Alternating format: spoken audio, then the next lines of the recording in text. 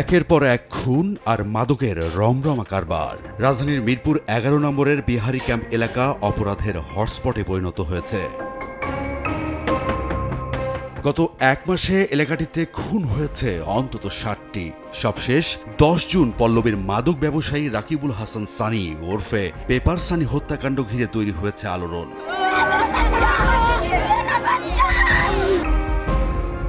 সানি হত্যার নেপথ্যের কারণ খুঁজতে গিয়ে সময় সংবাদ জানতে পেরেছে মাদক ব্যবসার নিয়ন্ত্রণ ও এলাকায় আধিপত্য বিস্তারকে কেন্দ্র করে সানিকে হত্যা করে ল্যাংড়া রুবেল।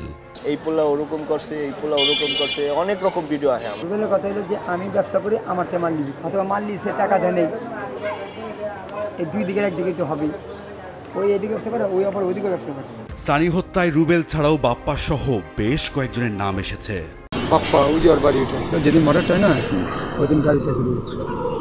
আধিপত্য বিস্তারে মিল্লাত ক্যাম্প সহ আশপাশের এলাকায় প্রায়ই সংঘর্ষে জড়াচ্ছে মাদক কারবারে জড়িত একাধিক গ্রুপ। এসব সংঘর্ষে ঝরে পড়ছে প্রাণও। মাদক সেবন ও ব্যবসার বিরুদ্ধে কেউ কথা বললেই দেয়া হয় প্রাণনাশের হুমকি। এরকম ব্যবসা পড়ে গেছে, মাদক কি থাকা টিকা মুশকিল হয়ে গেছে। গরিবের শেষ নেই ভাই, এই মাদকের জন্য আমরা শেষ, আমাদের পরিবেশটাই শেষ হয়ে গেছে।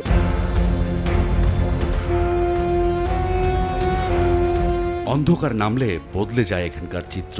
সড়কের দুপাশে এবং গলির মাথায় বিক্রেতাদের হাক ডাকে মুখর হয়ে ওঠে পুরো এলাকা।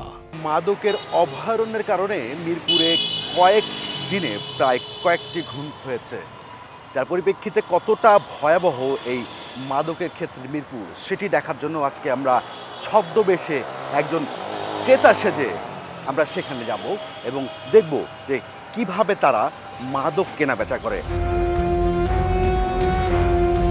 এবার সময় সংবাদের গন্তব্য মিল্লাত ক্যাম্পে। চায়ের দোকানে দাঁড়াতেই একজন এসে জানতে চান ইয়াবা লাগবে কিনা।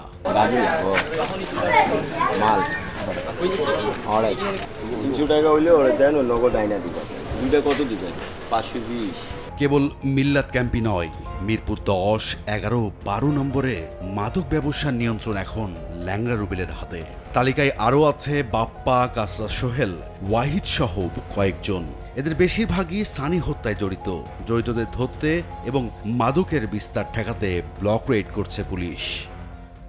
গ্রুপিং এর কারণে এই ঘটনা ঘটেছে। মাদক প্রভাব বিস্তার করতে না পারে সেজন্য আমরা নিয়মিত ব্লক রেড করছি এবং এই ব্লক রেডের কারণে অনেক অপরাধও কমে এসেছে। অভিযানে ধরা পড়লেও জামিনে বেরিয়ে আবার একই কাজে জড়িয়ে পড়ে মাদক ব্যবসায়ীরা। তাই আইনের কঠোর প্রয়োগ চান এলাকাবাসী। রায়দুল ইসলাম শুভ, সময় সংবাদ, ঢাকা।